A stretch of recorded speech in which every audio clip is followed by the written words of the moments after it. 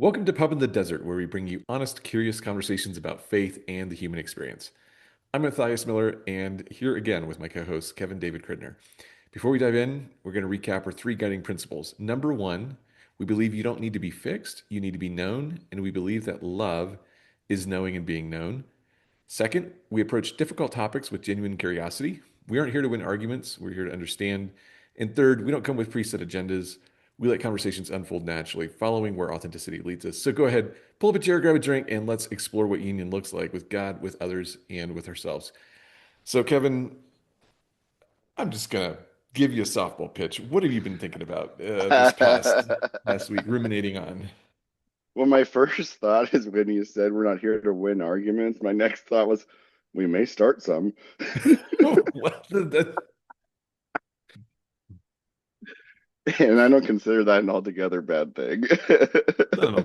You know, if I think there's a few rules for good fights, and it's if there's kindness, if there's respect, if Hmm? there's a mutual desire for the truth, um, if there's an openness to learn and to change and to express your thoughts. Yeah, yeah. One of my closest friends, he's been married 35, 40 years. And as long as I've known him for 20 years.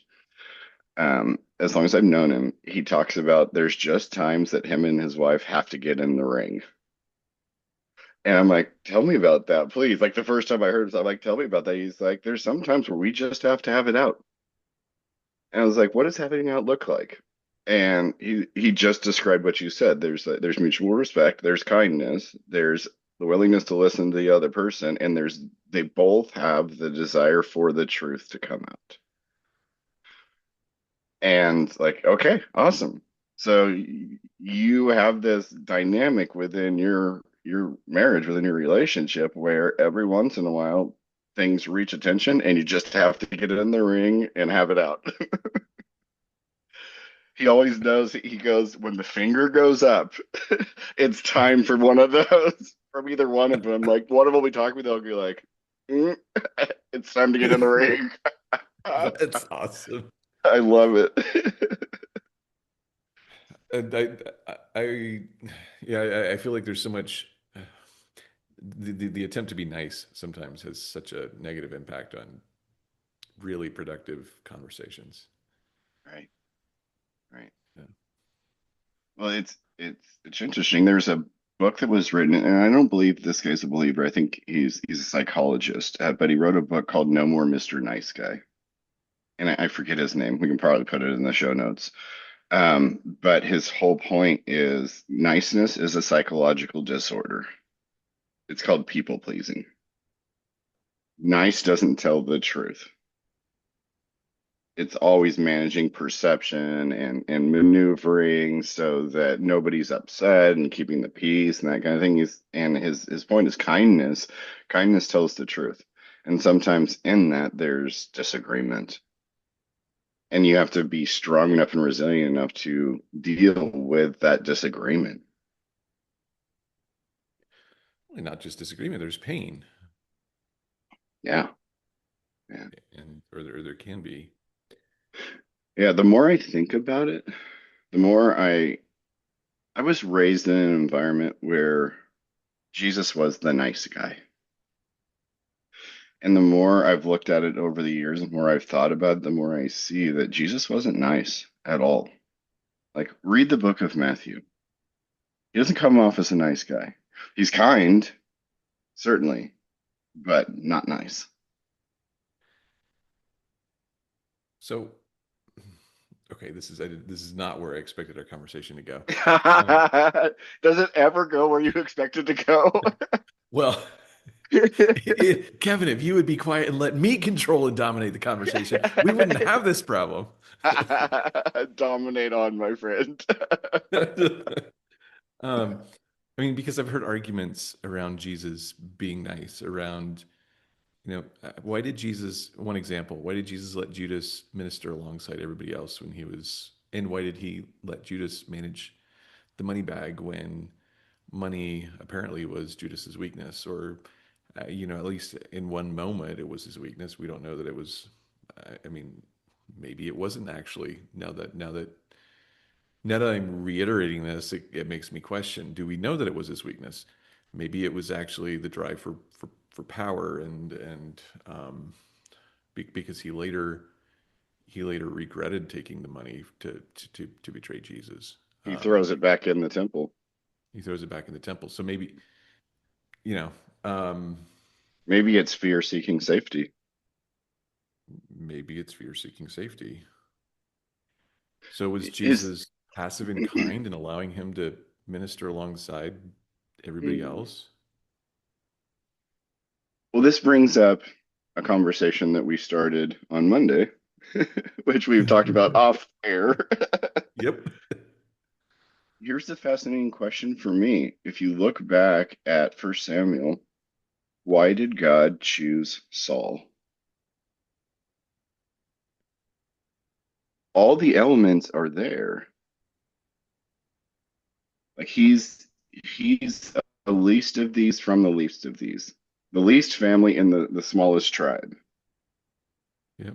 He hides in the baggage. Like there's all these markers that say like, okay, this guy is let's be kind and let's say he's not developed. Correct. He's not mature. Yep. Why did God anoint him? And you could say, and I've heard people say this, and we can debate it, that it was as punishment to Israel. Oh, you want a king? Here you go. Oh, welcome to passive aggressive God. You want this? I'll show you. Right, exactly. I mean, he looks good. Like scripture tells us he's tall, he looks very kingly, Mhm. all that he's handsome, he looks good, but here you go. Right. That's passive aggressive God. Yes. No, I can't I don't think that that's what's happening. Maybe to answer the Judas question or to answer the Saul question, we have to rethink what calling looks like. I would I would agree with that. I've benefited greatly from redefining calling. Maybe calling is the act of formation. Maybe it's God saying, "Come walk with me. I want to teach you some things. I want to show you some things." What better place for Judas to be than in the presence of Jesus consistently? What better place? When you look at discipleship, this has been my frame for Jesus, is that for a variety of reasons, Jesus fundamentally is God incarnate. I think the message translates it as he moved into our neighborhood. Hmm. Um, and so he's living life with the disciples, day to day life. I'm intrigued how much of his kingdom teachings have this analogy of like almost a sense of like I'm walking along and like guys, I'm trying to explain the kingdom. Okay, you guys understand wheat fields. Let me explain the kingdom in this way. I mean, it's almost like Yeah, where's an example around me that I can use to relate the kingdom to you in a way that makes sense to you. Um, right. a form of kind of translating eternal realities in language that they can understand. Yeah. Um, and so Parable, in that story. parable story, so there's a real sense of just walking alongside, doing life together, and hopefully there being this process of formation that happens through the all the things of just living life. Right, right. Like it's a call into greater freedom, right? Like if you think about freedom, like how would you define freedom for you personally? Um, yeah, like that's. Can you please get a bigger question? Like that's. Um, Give me a minute, I'll think about it. um, while you're thinking of your question, I'll be thinking of the answer to mine. I mean, I think fundamentally, freedom is, man,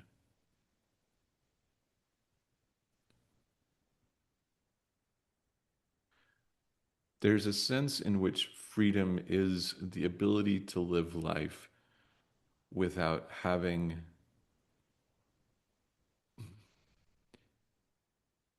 negative factors controlling my decisions.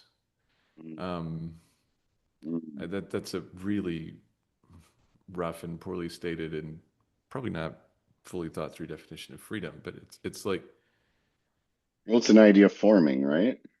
it's an idea forming. I mean, there's Yeah. some sense in which if you know, let's well, I mean, there's okay, let's go internal and external freedom.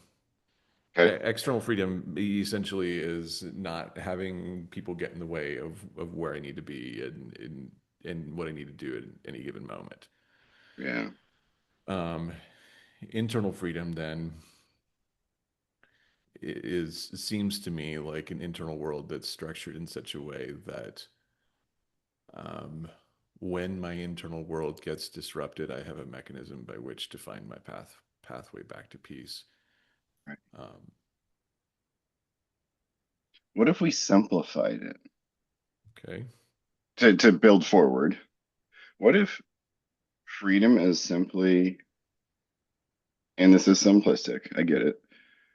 We're starting here. What if freedom is simply you get to choose? You become aware of the idea that you get to choose.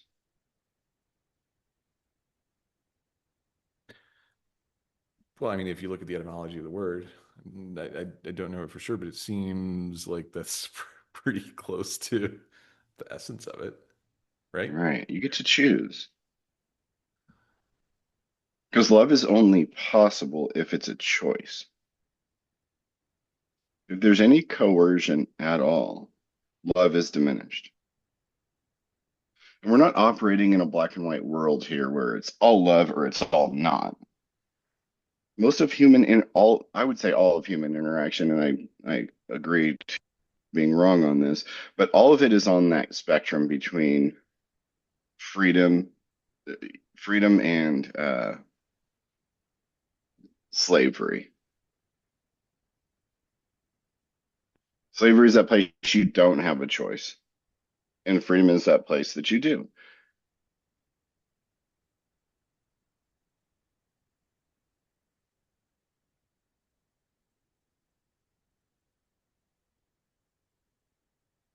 Okay, so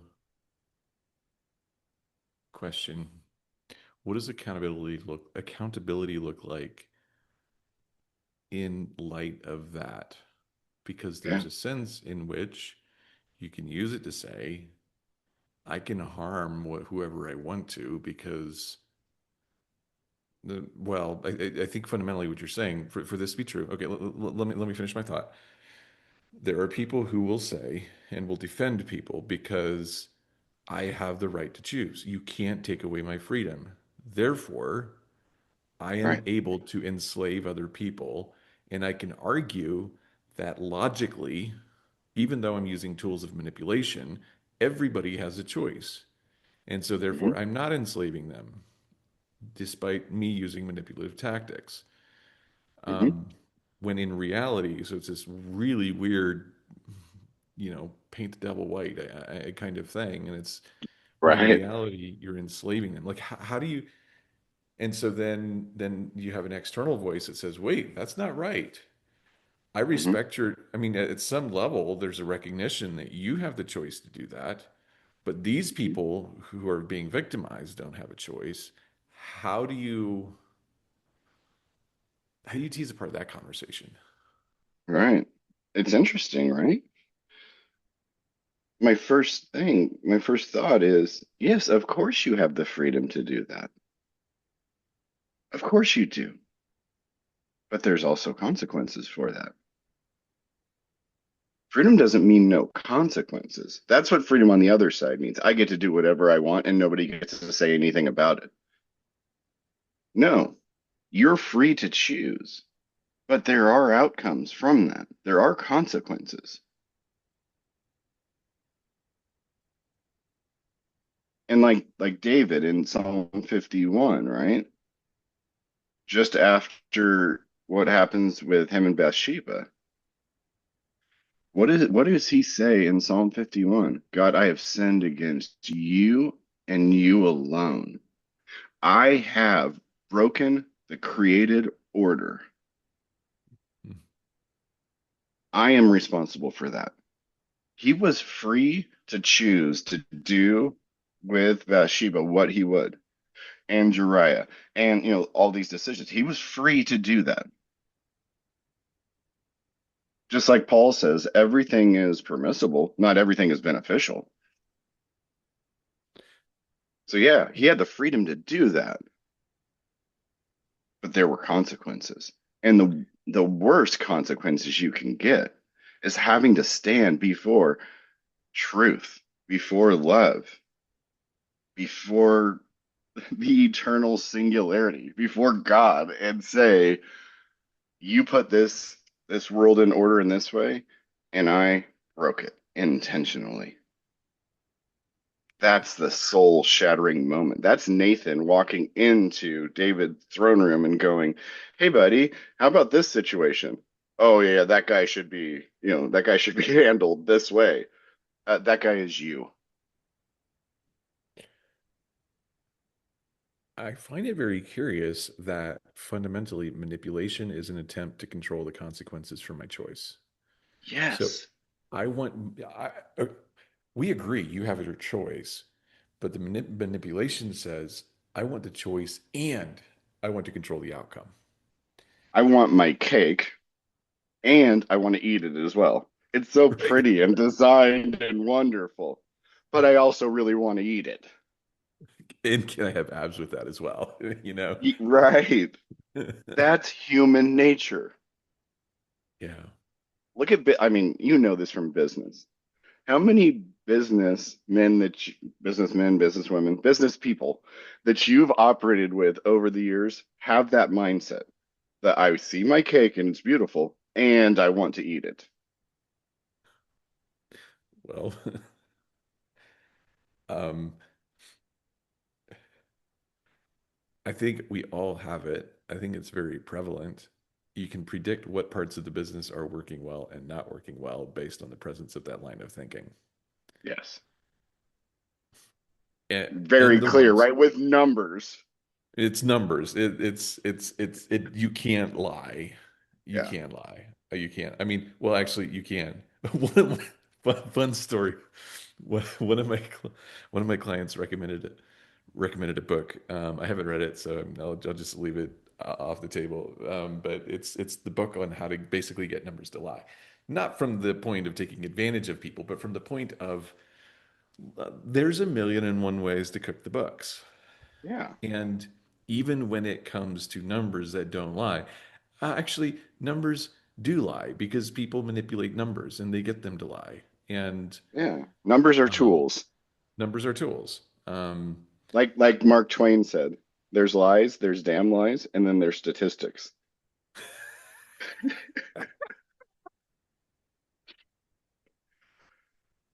It's Have you heard of shockingly Enron?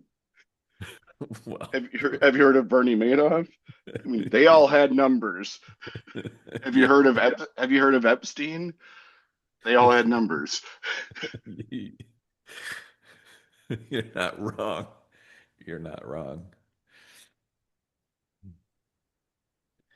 I remember this, the church I was going to, maybe late high school, early college, that kind of thing. I remember you're sitting in service, and one of the ushers would come down, and he had like a little note card in his hand and like a little pencil. And he'd stand there and he'd look from side to side, pretty big sanctuary. He'd look side to side. I'm like, what is that guy doing? And it happened a couple times. And maybe it probably happened more than that, but I just noticed it a couple times. And I remember going up to one of my buddies who was like the youth pastor or whatever. I go, what's that guy doing? He goes, oh, he's counting how many people are in the service. Numbers, Numbers. numbers. It wasn't accurate because he didn't go by and count every single person. He was looking for full rows. A full row was typically this many people. Right? Estimation. Why do we need numbers in a church service? Oh, goodness. Well, Kevin, it's because we have a budget. And in order to balance the budget, we need certain numbers and we need to know feedback because I don't know whether this is realism or cynicism. So to any of you guys listening, I apologize. My wife would probably say, you might be dancing with cynicism here. Um, the voice of reason. That's why we love your wife. Exactly. Um, but but it's also this curious question of when you have a monodirectional relationship, which is relative to the that is relative to the size of the church. And what I mean is, when you have a very small church, you're sitting down. It's very much a two-directional type of teaching relationship. You understand where people are at, where they understand where you're coming from. They can ask questions. You can clarify. You can keep your finger on the pulse of how well are we doing really, and not just from a numbers standpoint. Just I mean, just by whatever means. But as the church grows, you become distanced from the people. And so you look for ways to shortcut that conversation because scale makes it more difficult. And so, how do you determine that? Well, one of the easiest ways to tell is, are people coming back? Do they like what they're hearing? Um, Right. Unfortunately, this can easily turn into a feedback loop, optimizing for the wrong metric. Yeah. It's like Like a Robbins seminar. that's yeah. I did not expect that either, but I will tell my pastor friends. Yeah, we were on the podcast. He called you Tony Robbins. Um, Not you specifically. I don't know you. okay, fine. Um, Here's how we could solve this problem. You know how, like, you probably experienced this when you were a kid. I don't think you see it as much anymore, but you go into a shop and you take a number and then you get called according to the number. Just like as you walk into the sanctuary, just take a number. Then we know how many people are there. it's like a yeah, and you could package it like the there's got to be some kind of cool like count a member ticket. I Yeah. mean you could literally take tickets and then you could. This is terrible. Um, when you can exchange your stub then at the coffee bar for $1 off your latte.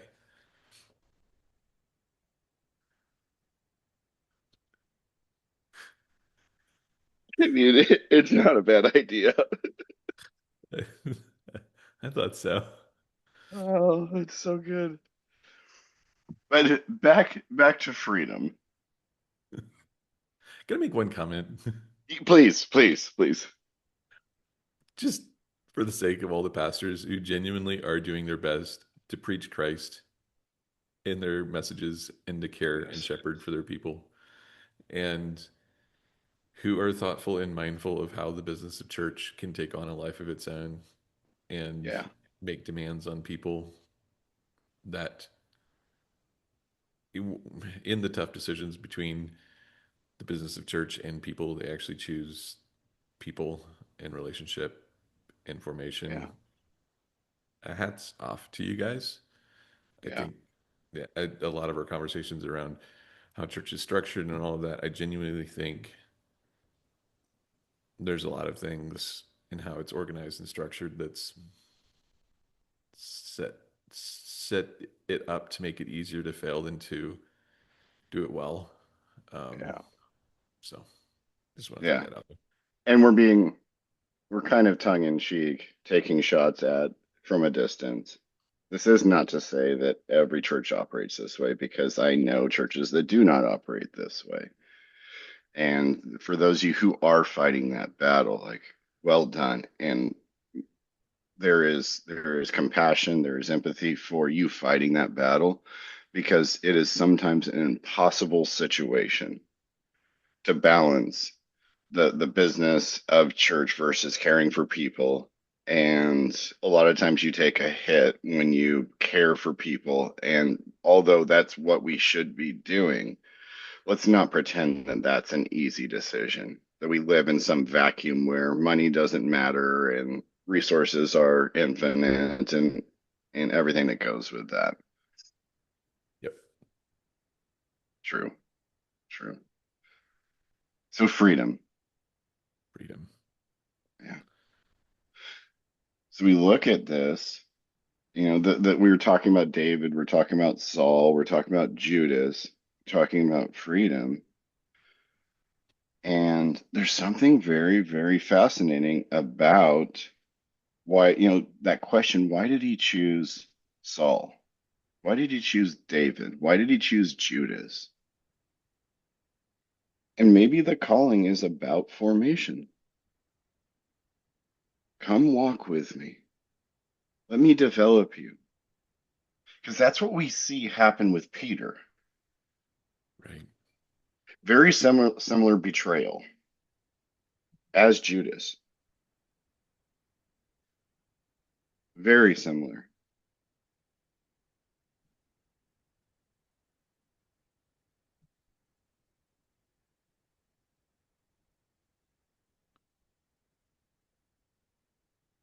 There's a very interesting story that was fairly pivotal in my reshaping of union.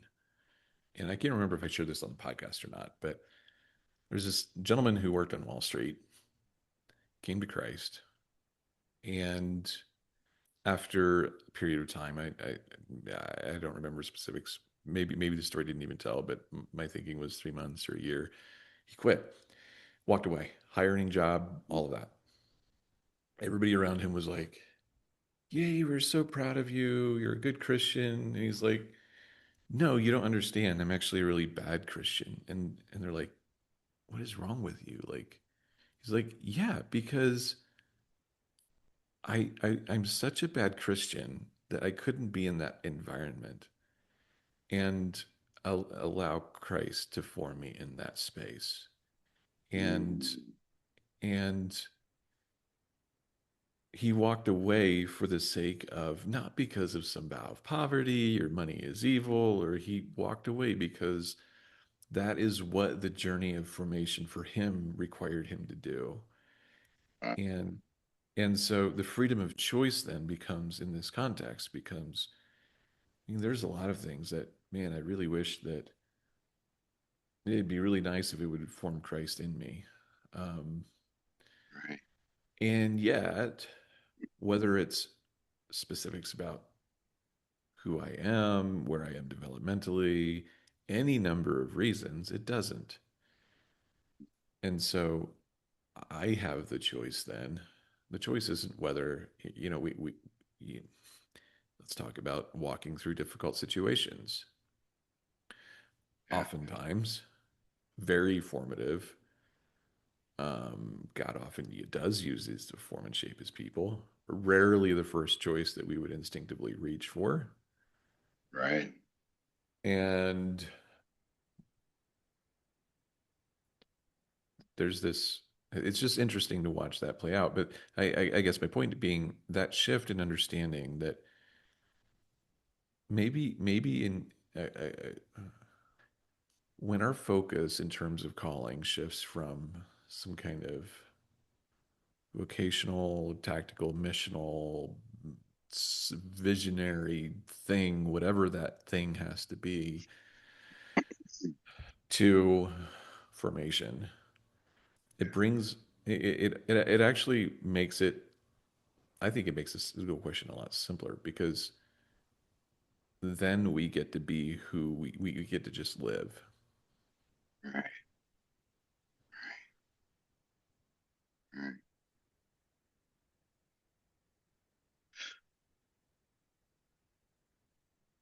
That word live, like hit like a hammer. We just get to live. Like when you say live, like for you, what does that mean? Like what's tied up in that word for you?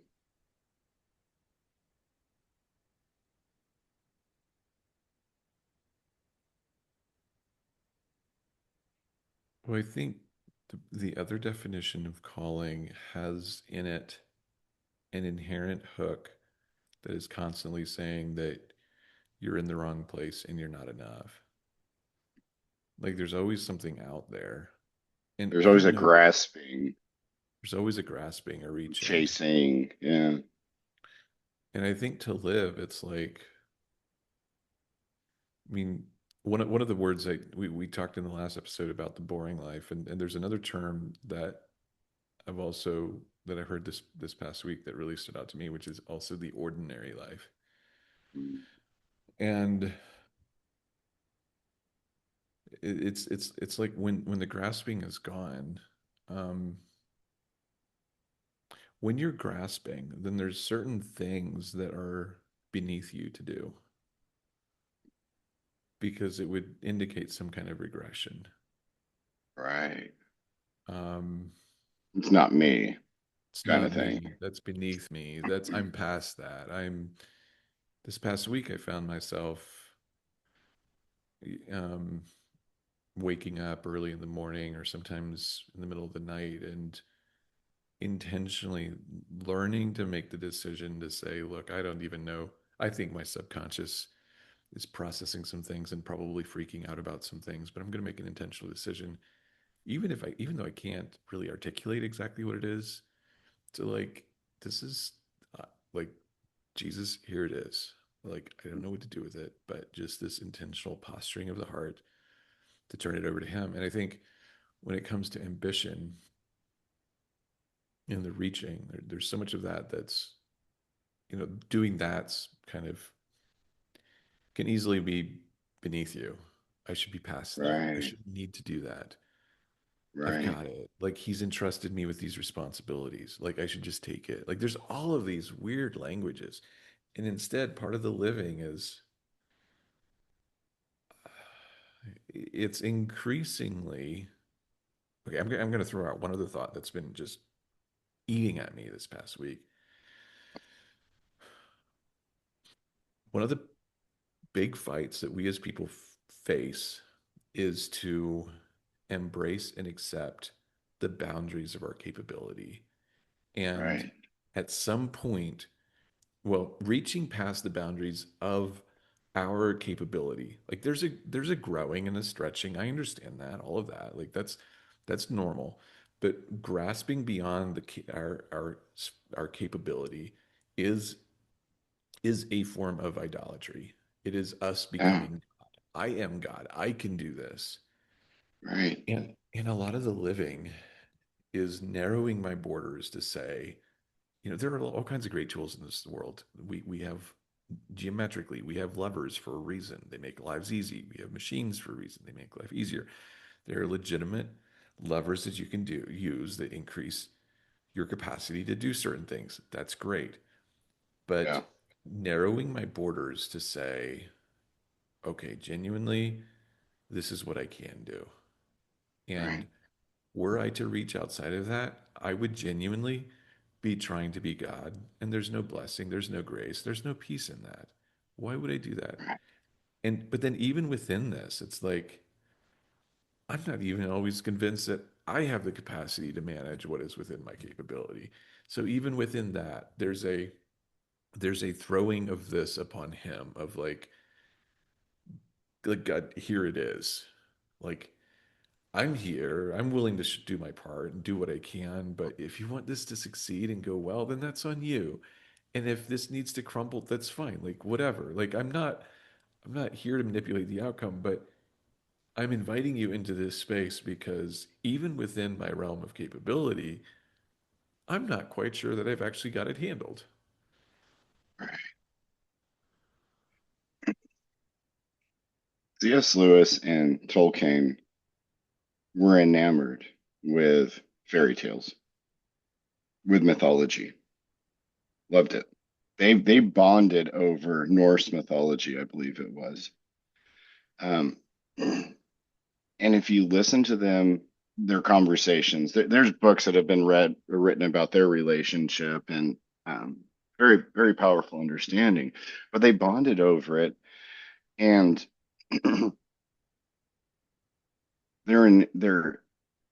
I don't even know if this is the word, enamorment with this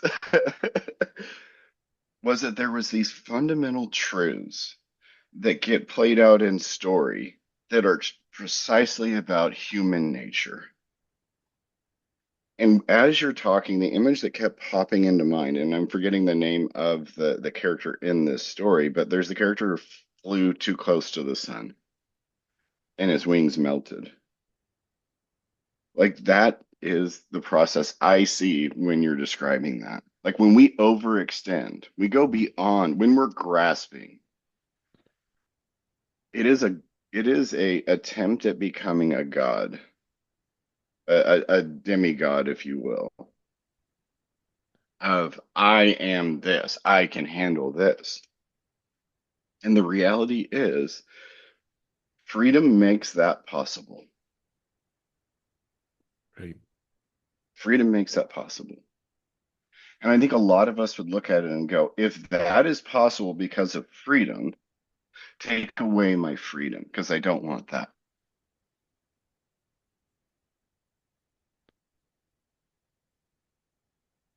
And I see God consistently saying, no, because the higher goal, love, is not possible without choice, without freedom.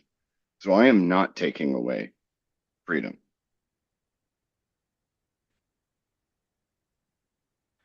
There's something reminiscent of Paul's thorn in the flesh, which I expect you to fully define and articulate exactly what that is and defend it critically.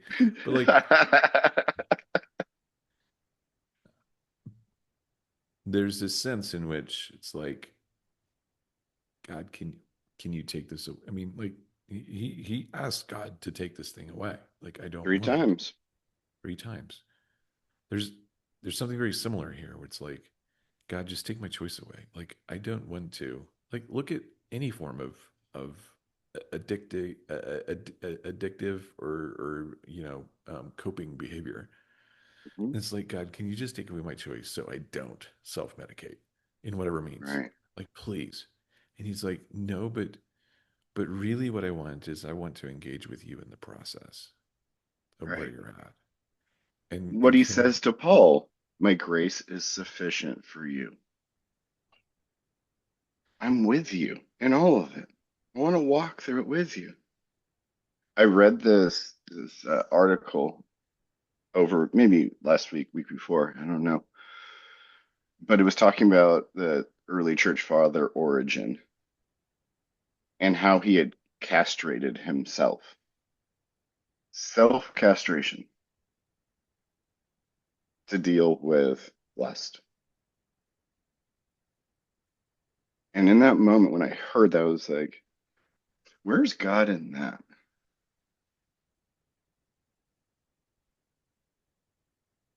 Where's God in that?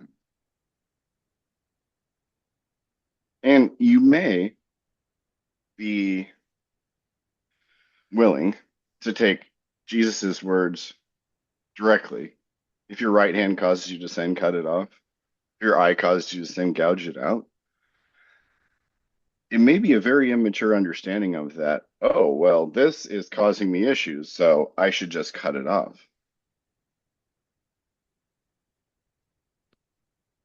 Better to enter the kingdom maimed than to not enter the kingdom at all. And how many of us, obviously not in that area, but how many of us emotionally, spiritually, psychologically operate in that place? God, take this away, take this away, take this away. And he doesn't. I would love to have a conversation, a roundtable conversation with a group of people and go, have one question be on the table. Okay, honestly, what's the thorn in your flesh? What's that thing you have wrestled with for the entirety of your life that you have prayed for God to take away? What is that thing? And what has happened in that journey with that thing?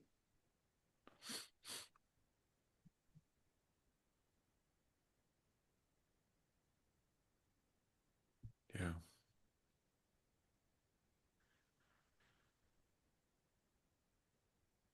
And there's this journey of Let me do it myself. Let me find other gods. Let me find other idols. Let me, until finally there's this point of throwing up your hands and saying,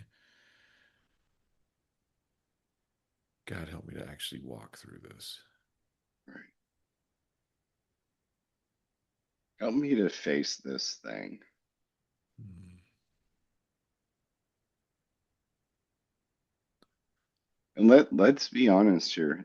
Like there's a fear around it for all of us, whatever the thorn in the flesh is.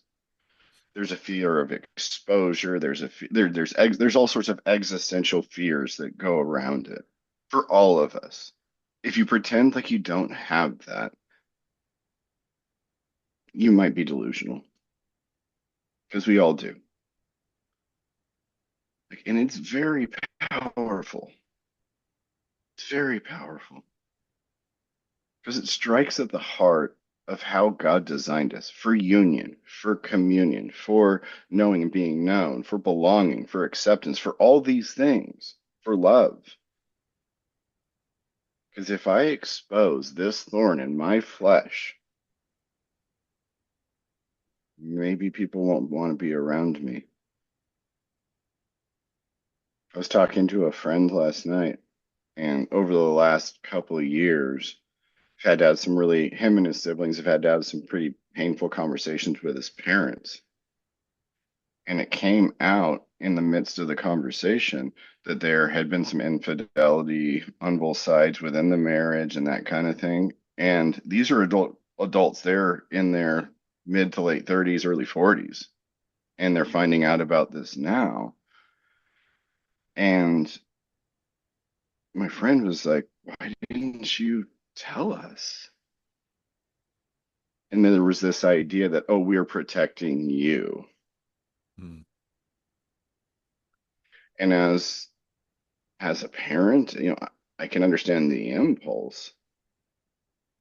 Well, let's look at it clearly. Was there protection there? Were you actually protecting them?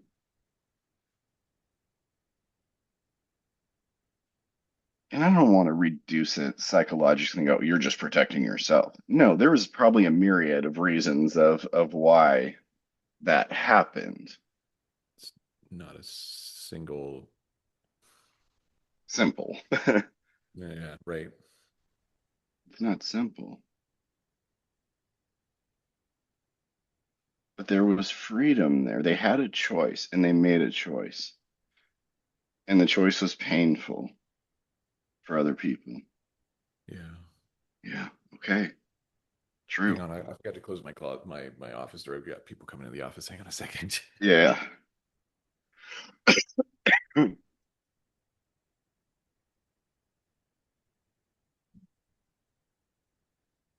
Uh, what does so framing that,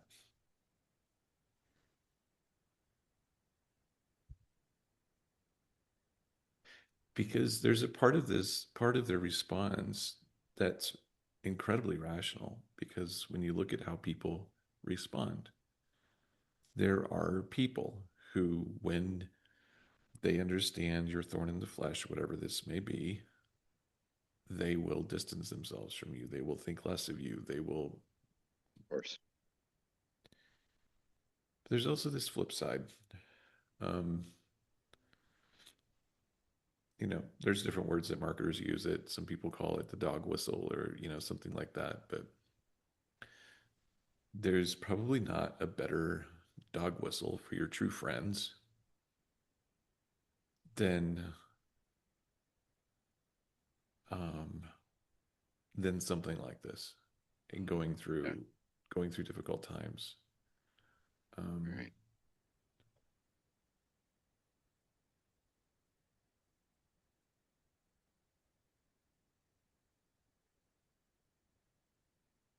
okay. Question, continuing question. This sense of belonging.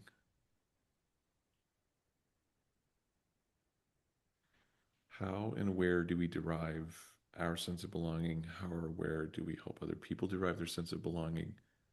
For example, if I optimize only for other people to have a sense of belonging, then it's big business because we've been picking on the church a lot. Then, I mean, you kind of hear how ludicrous this sounds just making the statement, but then you have somebody employed in your business who's not performing, maybe actively, maybe counterproductive, proactively counterproductive, but you're giving them a sense of belonging. Right. And yet, giving a sense of belonging is good. It's good for people to have a sense of belonging. Yep. Self disclosing something like this threatens your sense of belonging. Right. Right. And the power there, I think, from my experience in situations like this and walking with others in situations like this, is the courage and bravery it takes to self confess, self report, knowing that it might cause me to not belong to this group anymore, but choosing to do it anyways. Right.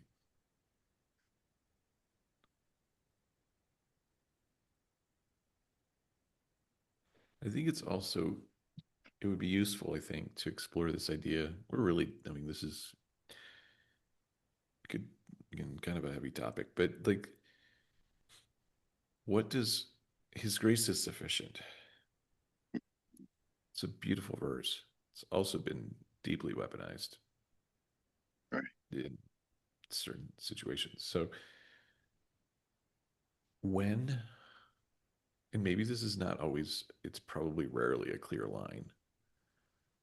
When, when is in a situation that is difficult. There's varying levels of stress, light stress, no stress, incredible stress, some harmful stress, um, life-threatening stress. Like you could put it on a when do you pull the when do you hit the eject button?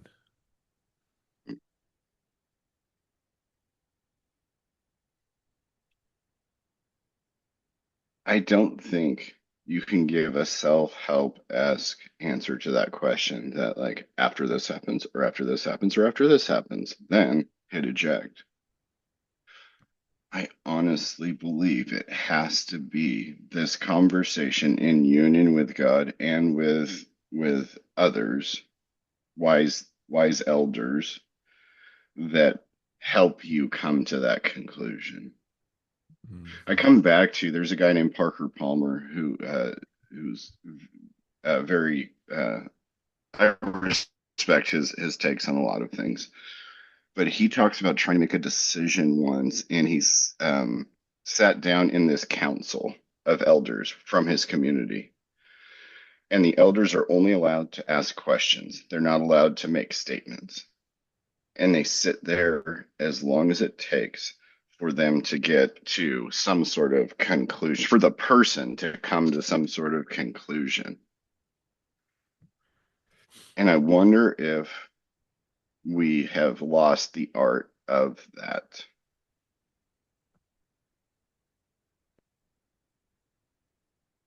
Because the focus of those people in that room is to help this person discern what God is telling them to do, asking them to do. So I'm looking this up now. Um, does Let Your Life Speak? Does that ring a bell? Yes, yes, it's from that book. Let your life speak. Yeah, And yeah. he calls it a clearness committee. Yes, yeah, yeah. It's been years since I read it, but yes, now it's coming back to me. So, I mean, it's interesting you talk about this because I have, um, see, guys, if you become are a guest on the podcast, you get to like process things on air. Should you desire, there's not an obligation to do this. But You don't have to. you don't have to. But I mean, there's a business decision I've been wrestling with, and I want to I want to pull the trigger on it. And I talked to colleague A, who I really respect. He's like, terrible idea. Um, okay, I still want to do it. Um, colleague B, terrible idea. Okay, um, I still want to do it. Colleague C, also terrible idea. Um, the interesting thing about colleague C, so colleague A is like, listen, I know how these things work. Like this is how it works. I mean, okay, he didn't say as much, but knowing what I know about him, he's like, yeah, here's the real flow of money, and here's how the real thing works, and like, whatever. Like Right. it's a sham. Um, and colleague B is looking at it from a different angle, and he's just like, whatever. Don't don't don't outsource. You're way better than what you could outsource here in any capacity. And then colleague C is like, he pulls in the okay. So you almost have like the facts and numbers guy. You have in this case marketing guy, and then the third guy is like, I mean, he's touched on all of those, but probably spiritual formation, heavy spiritual formation bent. And he's like, by the way, not saying that it's always the whatever, make some kind of not self-deprecating, but like kind of qualifying comment of like, I might not be the right person to talk about this or give you the best advice, but did you not say that this is what God is doing in your life right now? It would be interesting to look at this decision in light of that. And there's a world in which I went out and sought out my own clearness committee. In this case, I was looking for their perspective on it without the advantage of them hearing each other's perspective, um, without the advantage of me hearing myself, and I'm formulating what a better path and direction is. And it's my only complaint about it is that it's just a slower process, um, by some definition. Um, why am I saying this? It's like I'm kind of it's intriguing to me that the question that follows. So you invite input in. It does not, and I think it's sound advice, and I've heard a million and one people who are like, yeah, go listen to what everybody says, and then go do something different because that's the thing to do. Um, but there's a converse to this where it's like, um, again, monodirectional input does not formulate your own thoughts on direction. Like it's like I can see what's wrong with it, but how do I formulate the full picture of what the rightness of it looks like? There's also something that's lost when these people are not interacting with each other as well in formulating that. Right.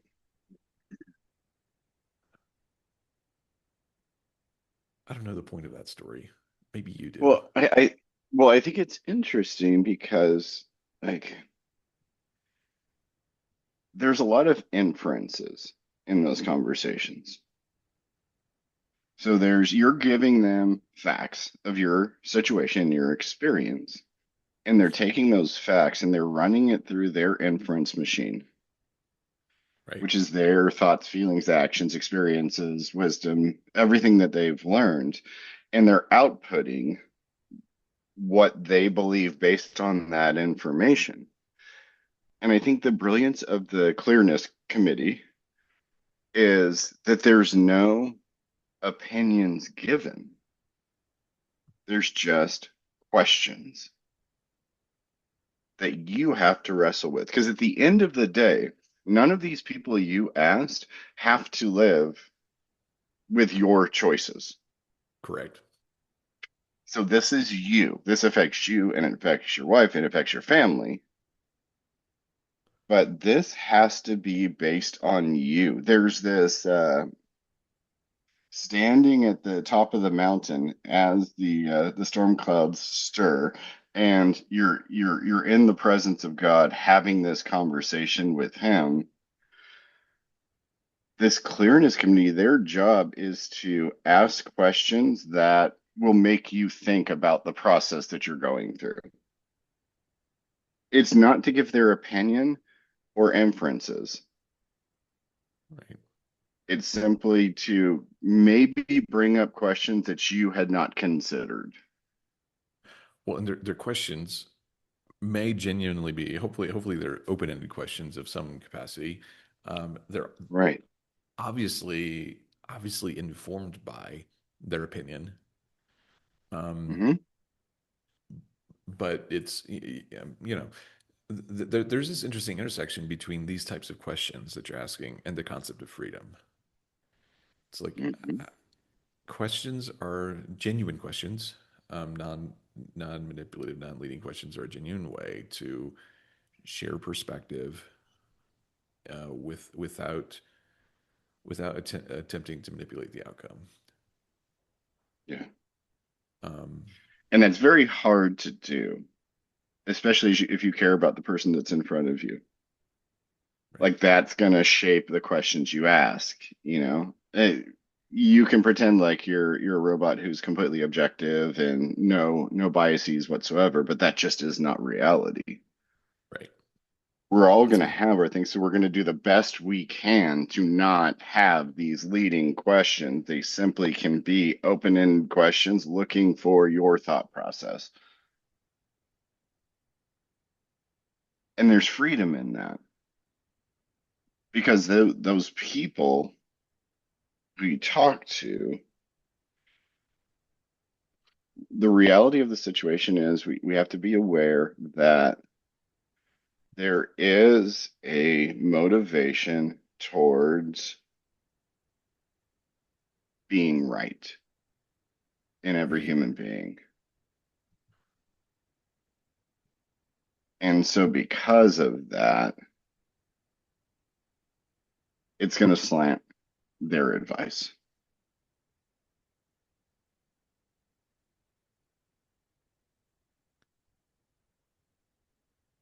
A right, good counselor, therapist, spiritual director, however you want to characterize them, will ask questions with the mindfulness that I have my biases, but to the best of my ability, I'm going to try to ask questions that seek deeper knowledge that cause you to think about the process that you're in. They don't give advice, or very rarely give advice. There are times in life where advice is absolutely necessary, right, but very rarely give advice. And I think that is I think it's very important because you could subvert free will by inserting your opinion into the situation. right. And I think that's utterly fascinating because, at least in my reading of scripture and who I understand God to be, and in the person of Jesus, I don't ever see them doing that.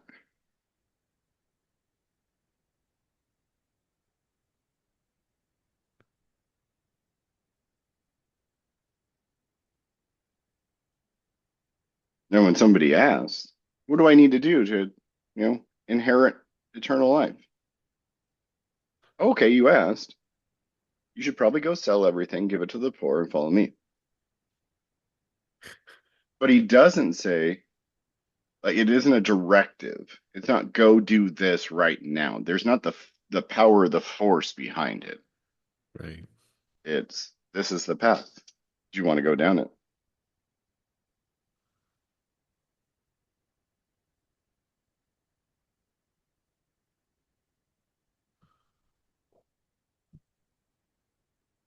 It's always an Fascinating. invitation.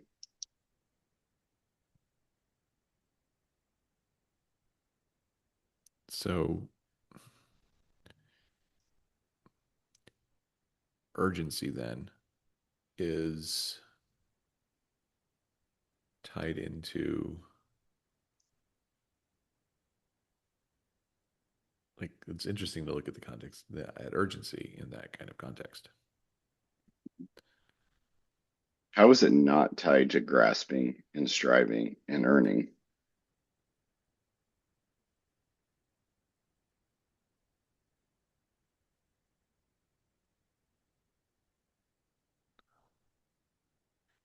One of the things my colleague mentioned in our conversation was he mentioned that he just made this observation, very, very pointed, kind but pointed observation. He said Adam and Eve were grasping for what they already had, Right. and implicit in that, and I think perhaps even explicitly on the call, I can't remember, but was, um, are you not grasping for what you already have? Right. And I mean, inherent in this is this idea of there is some idea of lack of incapability. Um, Wasn't that a very core, fundamental human thing? Aren't all of us grasping for what we already have? yeah, Because at the bottom line of all of it, you boil it all down. What we want is union, connection, belonging, acceptance, love. That's what we want. And we already have it. It's the yeah, human sickness. We already have it. I don't have it in the way I think I should have it. needs to look like this. Right. And I'm the biggest sinner in the room in the midst of that conversation. Yeah. God, it should look like this. And it doesn't. And I'm angry about it. But I have this persona of calm, of measured, of all that kind of stuff. So I don't come across angry in that way. I come across as sarcastic sometimes. Right. I come across as, all these other ways that display anger without displaying anger. And I think all of it, like in that urgency conversation, I was talking with a buddy of mine over the weekend, and he was talking about how God's been bringing him through this very slow process. We're talking like 7, 8 years of this process. And he said, it's God's speed. He's absolutely convinced that God's speed is very, very, very slow. And he said the term Godspeed, and I was like, wow, that used to be something that you said to somebody, like, have a good journey, be safe, all that kind of stuff. So this is the friend you're never going to text when you're heading out, and he says Godspeed, and you're like, man, I'm going to hit traffic. Right, exactly. I wonder if we look at that term, if what that term actually was intended for was go slow.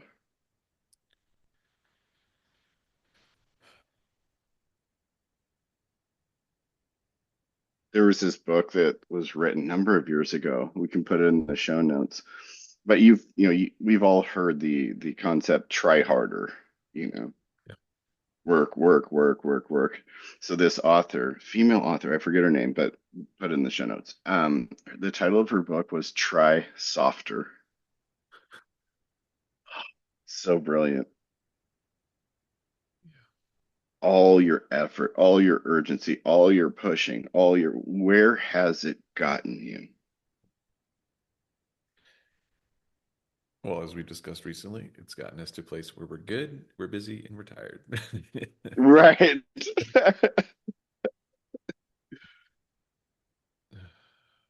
I wonder, like, you have little ones. Yep. Has there been a time where your kid's just infinite amount of energy, just bouncing off the walls, and you look at them and you go, they just need to burn that energy off and get exhausted so that they can just knock out, fall asleep? I wonder if God looks at us very similarly. So get your energy out, and Scream, then yell, rush. when you're exhausted, then we'll have a conversation. God, I'm exhausted. Why? Well, what have you been Yep. doing for the last while? Right, exactly.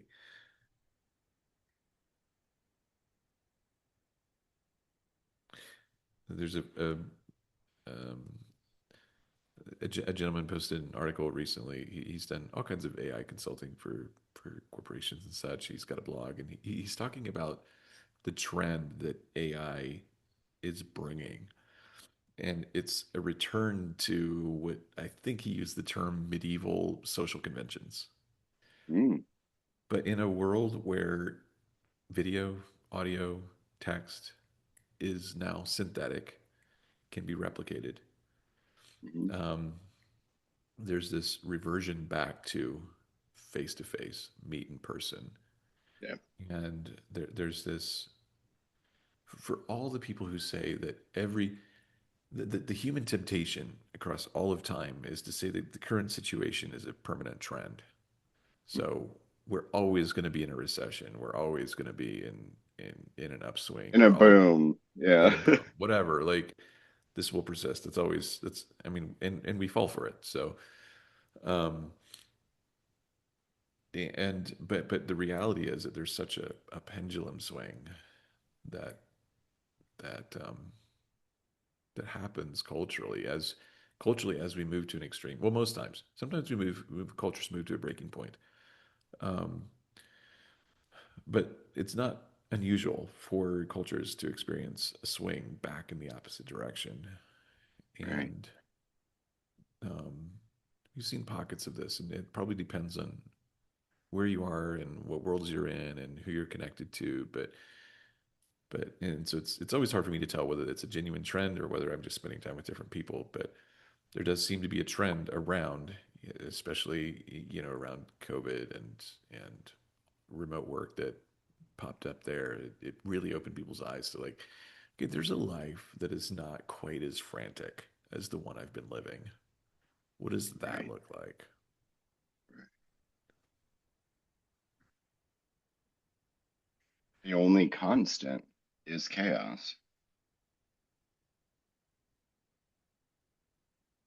And if your whole worldview is based on avoiding chaos and being comfortable, what's your life going to be like? Yeah.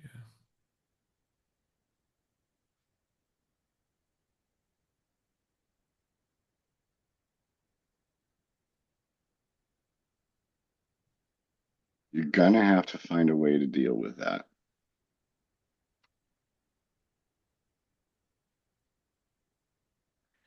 So if we jump back to the conversation about Saul Yeah.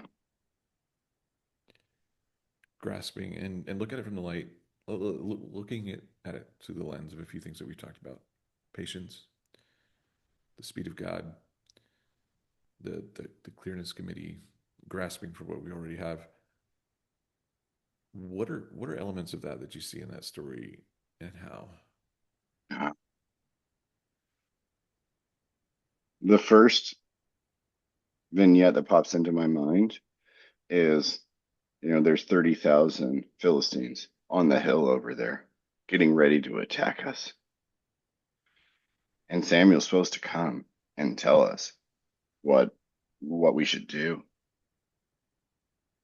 And Samuel's late. And there's an imminent threat over there.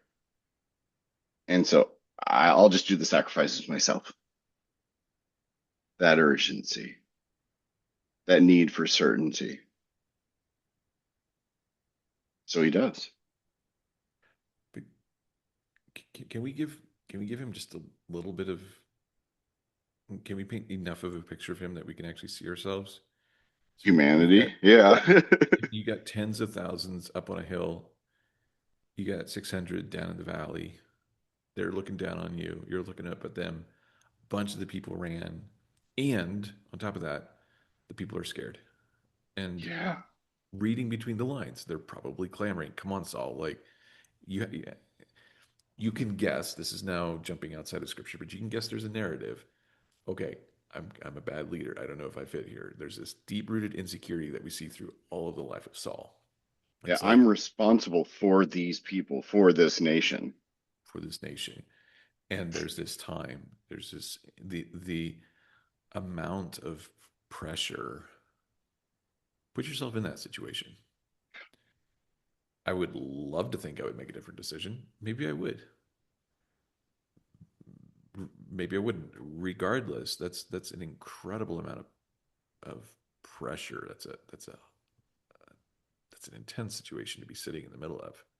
Right. We're talking about life and death here. There's a battle about to happen, and not just your life or death, Right. but the life and death of these people. And not just the people with you, but if you get taken out, then what happens? And herein lies the interesting weight. I don't know how far his mind was going, but what happens to God's nation if we Right. don't win this battle? What happens if we get taken captive? God's people get taken captive. Right. We can't flatten this into a 2D version. It can't be Saul's a good guy, Saul's a bad guy. You rob the story of everything it is when you flatten it that way. Like to bring in the context, even if it's hypothetical, because we don't know, we weren't there. Yep. The best we can do is put ourselves in that situation, and what would I do? I would like to say, I'm waiting for Samuel. I would love to say that. Can I? No. In tying this back to, if you want to tie the pieces of some of the conversation around calling, information, and timing, I mean,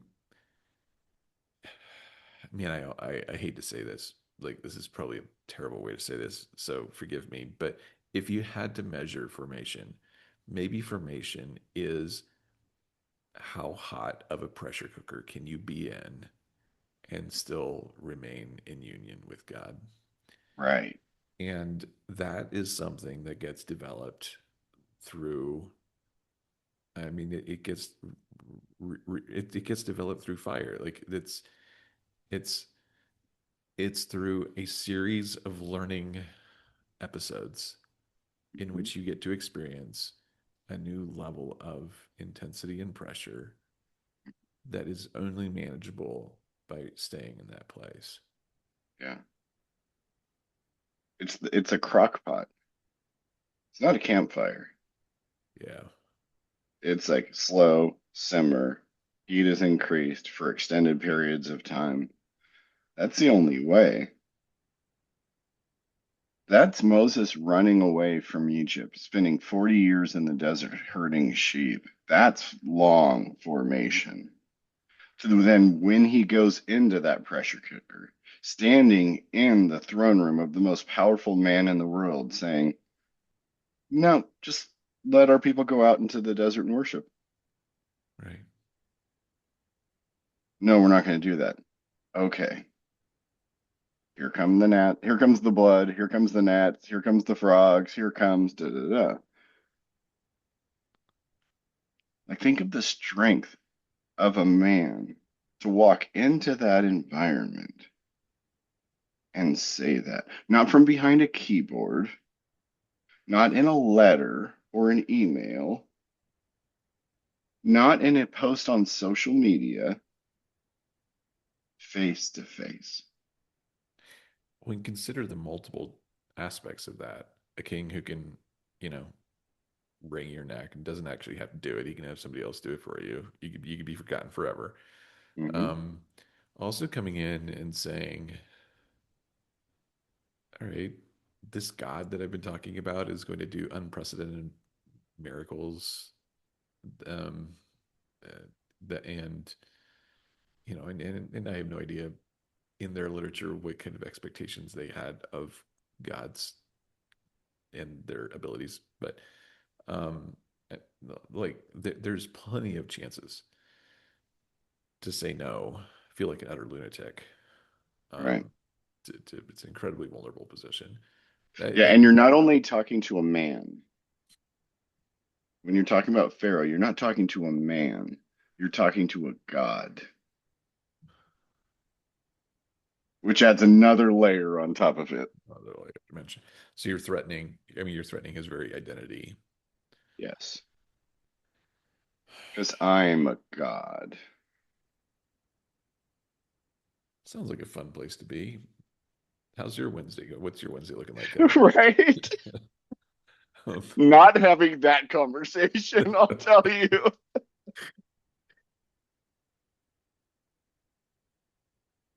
And yet that formation, that crock pot, the slow cooker of Moses in that process, or Abraham in that process, decades and decades and decades. It, there's an analogy here. When I was in college, a master's degree was something powerful. You had mastered a topic and it took you years to do it. A PhD was 10,000 hours plus studying a certain topic. Now you can get a PhD online in a year and a half. You can get a master's degree like that. And yet we look at that and go, oh, that's wisdom. That's an expert in this field. right. We've subverted the process, all for a piece of paper that made you pay me more because I'm an expert. All for a paper that you got by paying an institution who benefits from you getting paid more indirectly by your desire to earn more. Um, That's the yeah, microwave, that's the not microwave. not the crock pot.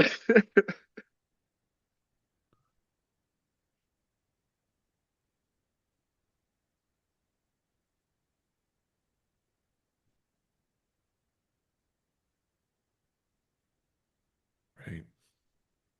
I had this professor in college, um, history professor, great guy, expert on Lincoln, and it was just so fascinating to listen to. Spoke four languages, all that kind of stuff. And he used to say he had one PhD in theology, something in that field, theology, and then his PhD in history. And he would say he was an older guy when I had him. He looked just like the Seven Dwarves, Doc, like the chin beard, all that kind of stuff. Looked like Doc, and everybody called him Doc. Great guy, great guy. Loved being in his classes. But he would say every once in a while, blood, sweat, and tears is how I am standing here today. Mhm. Well over a decade of immersion in these topics. And what he said held because he had earned that. Right. He had earned that.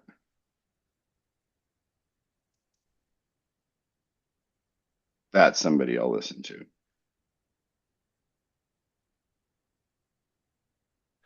It's a very interesting contrast using that as light. We know very little of what Saul's experience was prior to becoming king. Hmm. We do get a window into what David's experience was like prior to becoming a king.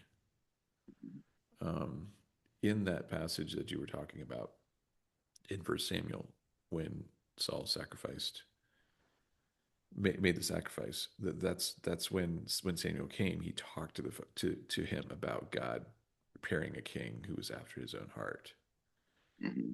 and it's intriguing to see that kind of. You look at the honing of the gift. Like you can tell that David with his killing wild animals. Like that's not something that you just wake up one day and it's like, man, I hope I've got good enough aim to kill something or. Right. So there was a honing of a skill. You look at his vast body of work with the Psalms. There had to have been a honing of that skill as well. Like there is something.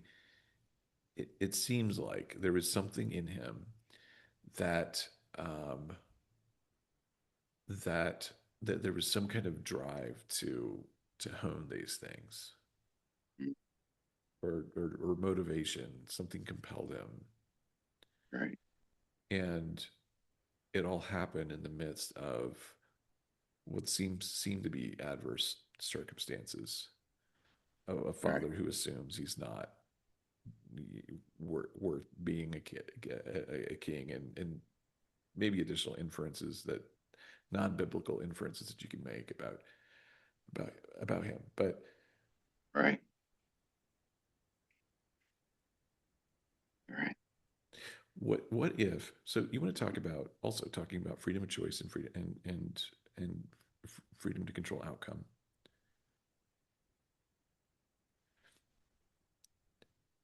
This desire to be at the pinnacle of leadership, I'm going to be a king, is that's not actually the true desire. I want to be a king without paying the cost that it takes to become that person. Right. And we would have a lot less posturing if all the self-appointed kings went through the formation required to get to that point rather than trying to microwave. And maybe a lot of the cracks in the foundations, a lot of the cracks that we see in the leaders that we have is because we have given them a pathway to self Microwave. microwave, self appointed kingship. Yep. And when the heat, because, and so by some definition, they're jumping into the fire. Hmm. And Right, that's when they crack. right, right. Yeah. I'm heavily suspicious of anybody who wants the position, be it president, be it king, be it CEO, being whatever. I'm heavily suspicious of the person that wants that Why? because there's a desire there that I'm not comfortable with. Why do you have that desire? Why do you want that? Why do you need that? And what do you think, or what have you seen as common threads in what that desire is? Power, control, fear, safety, security, position. Significance and Like, value in some cases. yeah, the ideal to me is somebody like George Washington.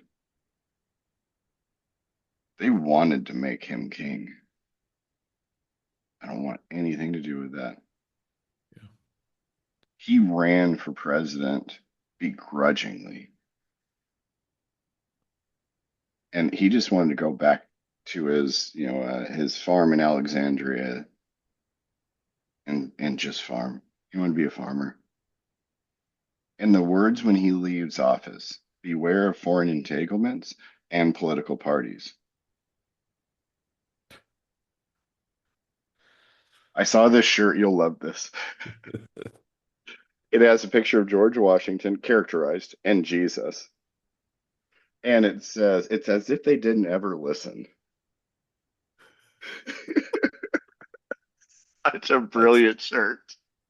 that's hilarious. So I got to tell this story. You'll remember this one. I was looking up. This came up when I did my Parker Palmer search, and he was contemplating about being president of. I'm assuming I don't know exactly of what was it a company? I don't know exactly the specific. Yeah. Yeah. Essentially, yeah.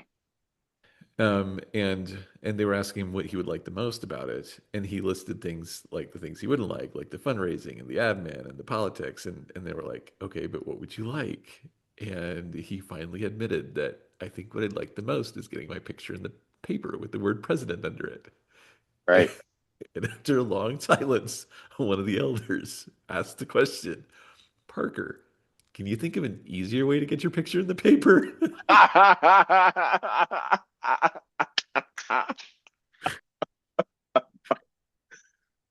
That is the wisdom of a sage right there. That is the wisdom of the sage.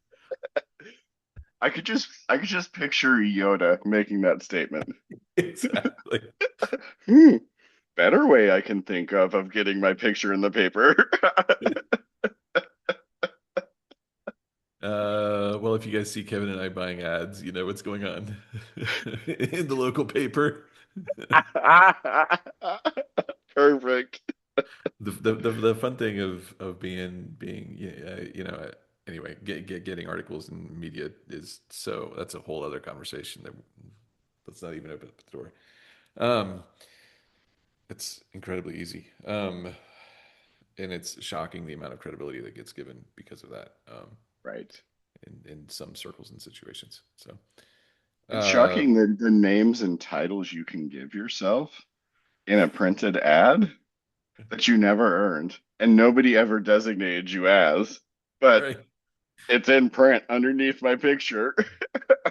Well, yeah, you don't really want to get me started on the means of, I mean, I kind of do, but we don't okay, have the time right now.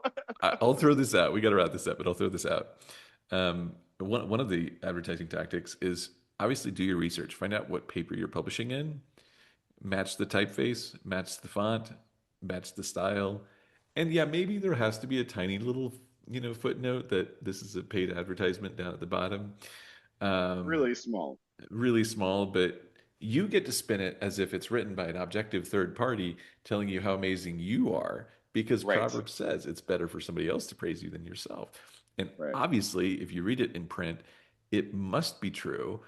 Of course, that mantra has shifted substantially, um, uh, but tactics change, principles continue. The still same thing still happens in other media. So, Yeah. welcome to our world. I'll wrap this up with wisdom from my grandmother. She used to say, if you have to tell people how great you are, you're probably not that great. That's that's a good rule of thumb. That's a good rule She was a disturber of the peace as well. So of thumb. Well, you get it honestly. exactly. Uh, all right. Well, always a pleasure, Kevin. Thank you to all of you guys listening in, and you know where to find us. Appreciate you being part of the journey. Feel free to leave a comment, reach out in by whatever means, and um, until next time. Till next time.